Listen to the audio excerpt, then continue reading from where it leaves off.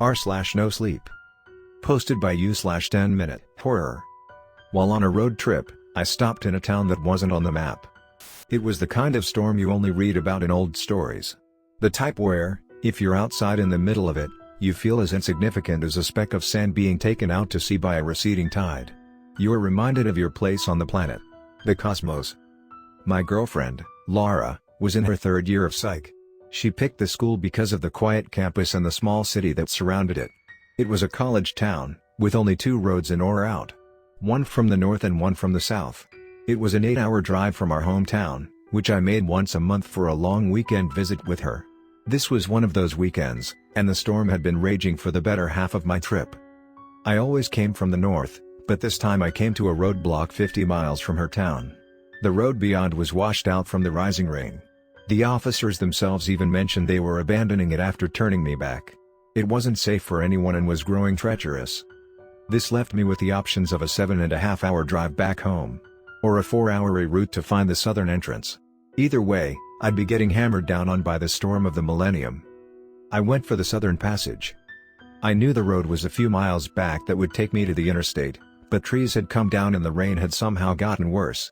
I could barely see 10 feet beyond my windshield, and even less out my window, which I kept poking out of. Then I saw it.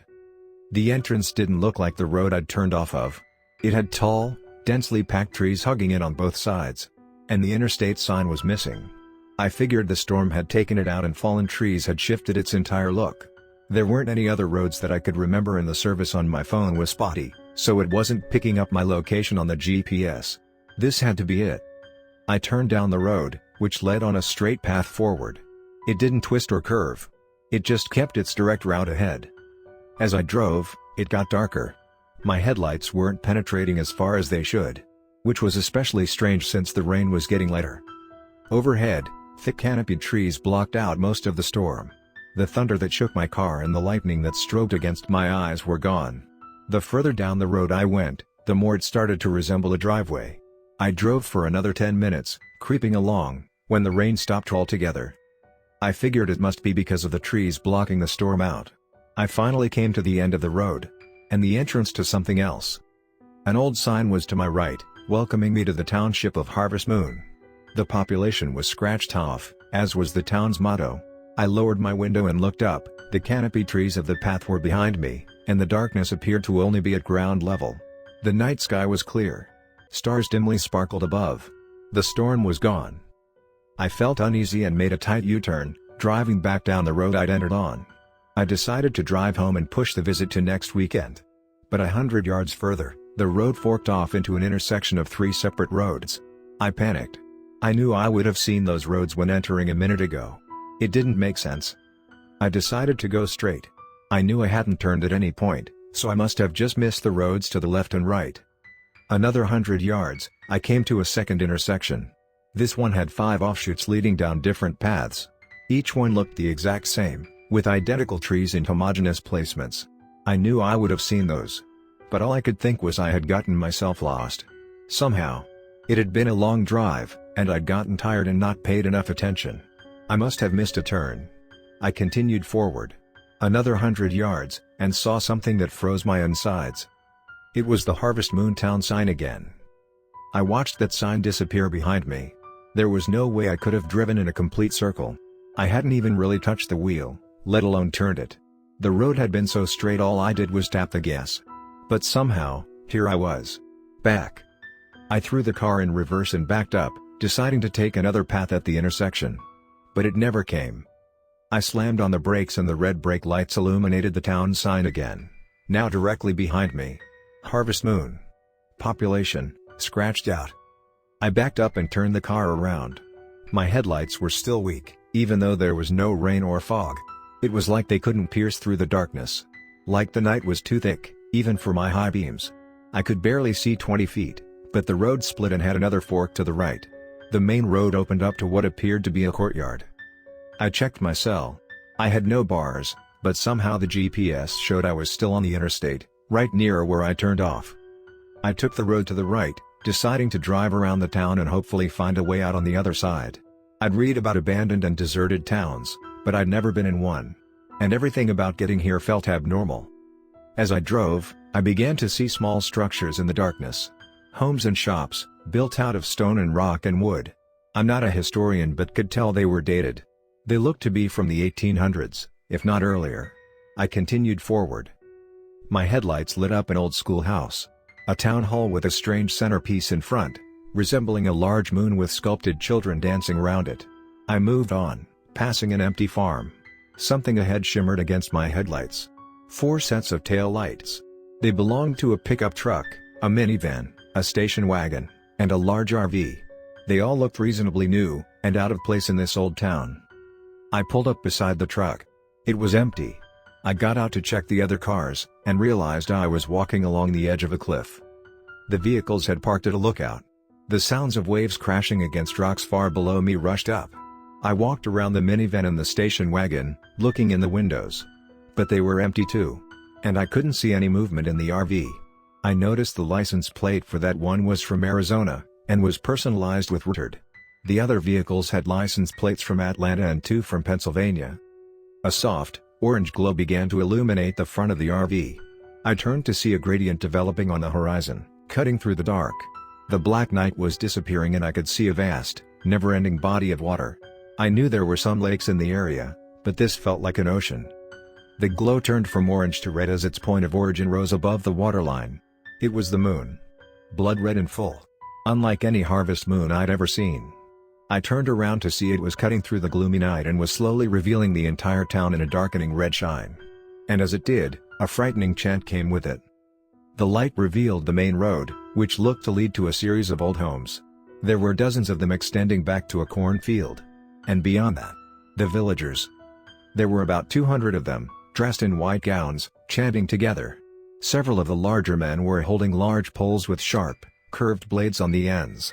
They were standing in front of a strange, wooden framework built into the shape of something you'd walk through. Like the frame of a hallway.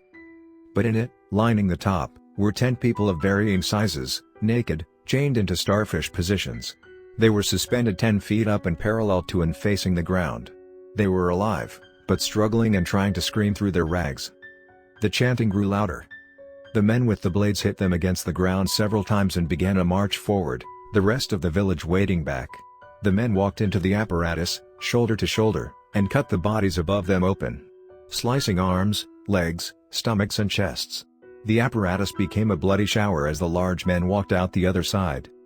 And now it was the villagers' turn. They all walked through, their faces and white gowns being covered in blood. It then dawned on me the 10 people bleeding out must be the occupants from the abandoned vehicles beside me. The men with the blades had dropped their weapons, and were now in the field, staring up at the harvest moon. The air suddenly felt thicker, heavier. The men's arms went out to their sides and one by one, the men began to levitate. Not high, only 3 or 4 feet. But they hung in the air, the blood-red moon beaming down on them. I realized the moon had taken over the entire sky now, from one horizon line to another. I could see all the heavily cratered lunar regions. A heart-shaking vibration came from it as all the villagers were now lined up with the larger men, arms out at their sides, levitating at the same heights. My ears began to ring. I covered them but whatever was happening was rattling my brain. Once the ringing began to ease, I felt my heart resuming its normal beat. The brightness of the harvest moon was dimming as it began to pull away. It looked to be already setting. As it did, the villagers lowered to the ground and began to cheer with a beautiful celebration. I wanted to throw up. I wanted to get in my car and drive. Even if that meant I was driving through those woods, coming to the same intersections, forever. I didn't want to be cut open, or worse, like those travelers had been. A scream tore through the crowd. One of the teenage girls was staring out at the lookout. At the vehicles. At me. Within seconds, the rest of the crowd had locked onto me. The larger men had picked up their long, curved blades, now covered in blood, and held them menacingly. Behind them, the red glow from the harvest moon was receding. And the townsfolk were being covered in shadow again. I rushed to my car and heard yelling from the crowd erupt as I started up. They were coming for me. I pulled away from the lookout and drove down the side road I'd taken. The town was almost completely dark again, the harvest moon now lowering to the horizon. I heard the screaming and yelling tearing through the town. Then I saw them spill out across my path. The villagers cut me off ahead, filling the road, dozens of them gathering to block it off. I wasn't gonna stop. I punched forward and slammed into them. My windows shattered as hands reached in to grab me. The villagers swarmed my car. I felt my front left tire blow out. Then my front right. I realized the men were hacking at the tires. My back right one blew out. I couldn't go further. There were too many of them in front of me. I threw it in reverse and shot backwards, sending most of the crowd flying off. I did a quick U-turn, knocking off the other two villagers hanging on. All I could think was to get to the lookout. One of those vehicles might still have keys inside. But the speed I was going wouldn't give me much time to look. I'd have to guess and hope for the best. Then a curved blade slammed through the open window, narrowly missing my chin. One of the villagers was on the roof.